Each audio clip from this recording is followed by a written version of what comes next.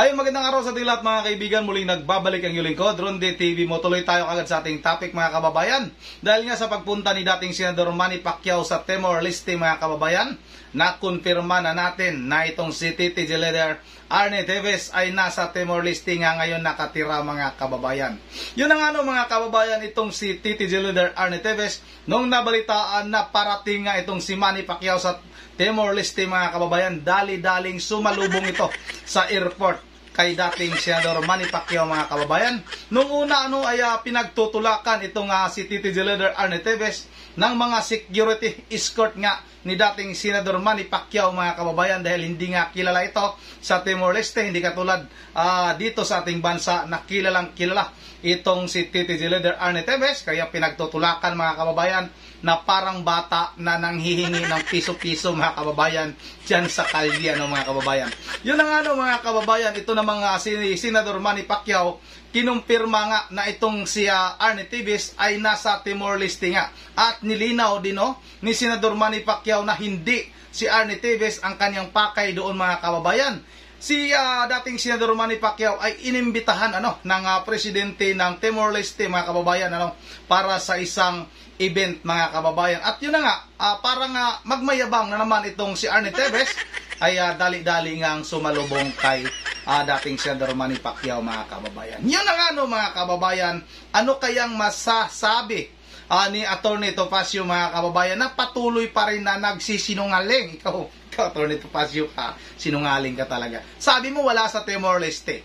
O ano ngayon, nagpakita sa Timor-Leste itong mismong si TTG leader Arnie Teves. Hindi mo siguro na payuhan itong si Arnie Teves na huwag ka munang magpakita kasi lagi akong nagsisinungaling dito. Hindi ko sinasabi talaga kung saan ka. May isang vlogger pa tayo nakikita mga kababayan na mapapahiya daw yung Department of Justice dahil nga sinasabi ng Department of Justice ni Secretary Boying Rimulya na itong si Arnie Teves nga ay nasa Timor-Leste. Pinagtatawanan pa yung Department of Justice natin dahil nga salita lang daw na salita na wala namang katotohanan. Kasi nga si Arnie Teves daw ay wala sa Timor-Leste. Ngayon, anong masasabi mo? Hindi na lang kita pangalanan na vlogger ka. Yun ang mga kababayan, huwag na nating patagalin ito. Sabay-sabay na natin itong panoorin. Kumpirma na kay dating Senador Manny Pacquiao ang lokasyon ni dating Congressman Arnie Teves. Nakita niya raw ito sa Timor-Leste, pero hindi talaga si Teves ang kanyang pakay. May mga video pa ng pagkikita. Yan ang tinutukan ni Salima Refra.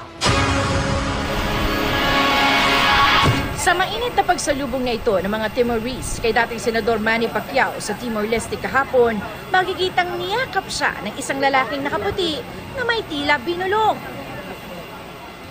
Kasama na siyang naglakad at minsan pang umakbay kay Pacquiao at nag-usap sa isang punto. Pagkumpirma ni Pacquiao, ang lalaki ay ang sinibak na congressman na si Arnie Teves na Yan ang mga kababayan, kinumpirma mismo ni dating Senador Manny Pacquiao na yun si Arnie Teves, at alam ni Senador Manny Pacquiao kung saan ba talaga ang location nitong si TTG leader Arnie Teves sa Timor-Leste mga kababayan. Ito na yung panahon talaga para mapauwi na talaga ito ng bansa mga kababayan, itong si Arnie Teves, at pagbayaran niya na lahat ng kanyang ginawang kasalanan sa ating mga kababayan sa Negros Oriental mga kababayan, lalong-lalo na sa pagpapatay niya kaya dating Gobernador Roel Digamo mga kababayan. Ito na yung pagkakataon. Maraming salamat nagkamali tayo nung una nating vlog na sinabi natin na baka binisita nga ni Senador Manny Pacquiao itong si Arnie Teves dahil nga sinusuportahan ni TTG leader Arnie Teves yung dating pagtakbo nitong si Senador Manny Pacquiao sa pagka-pangulo ng ating bansa mga kababayan. Mismong si Senador Manny Pacquiao na yung nagsabi na hindi niya alam nga napupunta pala doon, sasalubong pala doon itong si Arnie Teves mga kababayan. Ibig sabihin mga kababayan ay gusto na rin maaresto ni Senador o dating Senador Manny Pacquiao itong si Arnie Teves mga kababayan. Nakita niya ulit kinagabihan sa hapunang inorganisa ng gobyerno ng Timor-Leste at boxing groups. Wala raw silang pag-uusap. Hindi umanong alam ni Pacquiao na naroon si Teves. at hindi siya ang kanyang pakay. Bumisita raw ang dating senador dahil sa imbitasyon ng gobyerno nito para sa kanilang Independence Day. Ang Embahada ng Pilipinas sa Timor-Leste tumangging magbigay ng panayam patungkol kay Teves. Wala rin daw itong papel sa pagbisita ni Pacquiao na direkta raw ang koordinasyon sa Timor-Leste government. Bago nito, nag-apply ng asylum si Teves sa Timor-Leste, pero tumanggi ang huli. Sa gitna pa rin ng patong-patong na mga kasong murder, frustrated murder at attempted murder sa pagpatay kay Negros Oriental Governor Roel Digamo at siyam na iba pa. Noong Agosto, dinesignate ng Anti-Terrorism Council si Teves na terorista at leader ng Teves Terrorist Group. Ayon sa Department of Justice, nagpapatuloy ang mga operasyon nila laban kay Teves kahit walang extradition treaty ang Pilipinas sa Timor-Leste. The cooperation and the communication between the two governments has been very fruitful. Marami na pong napag-usapan and our operations are based on those communications between the two governments. So of course, dahil nagpakita na talaga siya, we will further intensify our operation and speed up the process. Nasa Malacanang na rin daw ang isusumiting request sa United Nations para ma-turn over sa Pilipinas ang isang tinuturing na wanted na terorista. Yun ang mga kababayan, dahil sa pagpapakita nga ni Arnie Teves sa Timor-Leste, dahil nga sa pagbisita ni dating Senador Manny Pacquiao doon mga kababayan dito, nahulog sa bitag itong si Arnie Teves mga kababayan. Iba talaga pag mayabang ka, itong si Manny Pacquiao ay o dating Senador Manny Pacquiao nga mga kababayan ay pinagyayabangan nitong si Arnie Teves na kaibigan niya ito mga kababayan. Siguro mga kababayan, para ipakita sa mga taga Timor-Leste na malakas itong si Arnie Teves sa ating bansa mga kababayan ay sumalubong nga kaagad ni Manny Pacquiao para maipakita doon sa mga taga Timor-Leste na hindi siya basta-basta o hindi lang siya isang ordinaryong mamamayan dito sa ating bansa mga kababayan. Pero mga kababayan, dahil sa kanyang kayabangan, ito rin yung nagpapahulog sa kanya sa bitag mga kababayan para magpursige nga yung ating pamalaan, yung ating gobyerno para nga sa mapabilis yung pagpapauwi nito at mapapanagot sa kanyang mga ginagawang kasalanan mga kababayan. Yun na nga, bilis-bilisan nyo na. Department of Justice, kung sino man yung maatasan o naatasan na aristuhin itong si Arnie Teves sa Timor-Leste. Nakipag-ugnayan naman daw itong si Pangulong Marcos sa Pangulo din ng Timor-Leste mga kababayan. May pag-uusap naman daw tungkol nga dito kay Arnie Teves. Ibig sabihin nito mga kababayan, hindi nga mahirap o hindi mahihirapan yung ating pamahalaan na maaresto itong leader ng mga terorista mga kababayan na tinatawag natin na Teves Terrorist Group na mayroong mga patong-patong na kasong murder, frustrated murder, attempted murder mga kababayan. Lahat ng murder nasa kanya na mga kababayan. Yun ang mga kababayan, hanggang dito na lang muna at bago tayo magtatapos dahil wala tayong shoutout kahapon at talagang busy tayo mga kababayan. Mag-shoutout muna tayo ngayon. Yan, mag-shoutout tayo. Shoutout kay tika lang yung lumabas. Shoutout kay Luciana.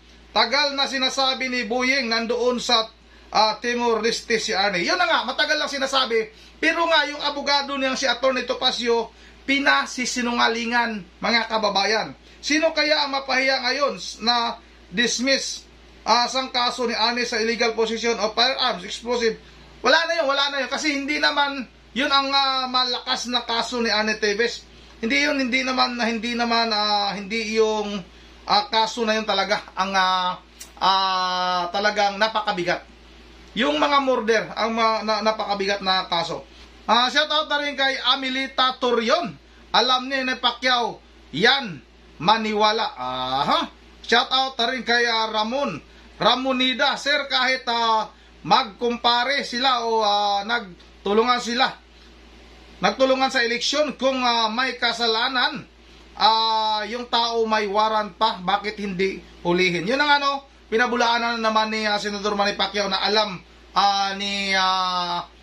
ni Senador Manny Pacquiao na nandoon itong si Arnie Teves sa Timor-Leste mga kababayan. Shoutout rin kay Judith Rimulano. Si Rondego Difo, hindi mahigpit ang mga security ng Timor-Leste kasi tingnan mo, inakbayan lang ni Arnie Teves si Manny Pacquiao, dapat walang makahipo or makalapit or makaakbay-akbay, ang sabi ni Judith Rimulano. Shout out rin kay Kabisdak Vlog. Shout out ha. Ma'am Virgie Berhel de Dios ng Pulilan, Bulacan. Ako, kaya pag-usapan na nila ang wanted nung wanted sa Pinas from Pulilan, Bulacan. Ronde TV mo, ingat lagi or at more bliss. Shout out na rin kay Jonas Codales, parang si Tibis ang presidente dyan. At shout out na rin kay Junkie Shira Ugayon. Idol, Pacman dapat inimbitahan sa Senado para magpaliwanag kung nagbisita kay TTG. Hindi naman daw si Arnie Tibis ang pakay niya, kasi inimbitahan nga itong dati Senador Manny Pacquiao ng gobyerno ng Timor-Leste dahil nga sa kanilang Independence Day. Shout out na rin kay Idol TDB, Arnie Tibis was posed by Manny Pacquiao security guards as if he was just a vagrant kid. Shout out na rin kay Ronaldo Arribado, ang mga kaso para lang sa mga pobre. Shout out na rin kay Robert Litchika, halata na kung sino yung kumpare ni Terroristang Tibis. Kabulala TV, shout out ha. Binuangan jud ang gobyerno nila. Shout out kay Cesar Austero. Idol Ronditang sa vlog mo. Asana yung arresting officer na may dala ng warrant of arrest sa Timor-Leste. Pulis isama sa kasuhan ng obstruction of justice SOG. Kitang-kita na sa kalbo dapat maaresto na po yan. Yun na nga, nagpapakita na ay talagang kailangan na. Kaya Luciana, shout out ha. Tapos na ito. Kay Idisa Burbe, Idol, shout out ha. Tama ka po sir, si Topacio hindi daw alam kung nasaan ngayon. Natahimik ang bibig ni Topacio dahil pinagtatawanan niya si DILG Rimulya nung sinabi na nasa Timor-Leste ang terorista. Yun na nga, no? Pinagtatawanan lang yung ating Department of Justice. Bagyo Mario, asa naman ka sa diha si Tebes, sabi ni Bagyo Rimul. Tungkol ito kay Colonel Ria Lopez, no? Yung isa sa napabalitaan natin nga natatakbo bilang kinatawan ng 3rd District ng Negros Oriental ngayong darating na special election na sa December, mga kababayan. Shout out rin kay Imelda Lagundi ha. Lagundi among ihangyo dili jud siya makada og kung dili yun lang ang sabi ni Imelda Lagundi. Shout out rin kay Ern, 2nd District si Janice. Technically di pwede kasi may bahay si Ma'am Janice dyan sa Shaton.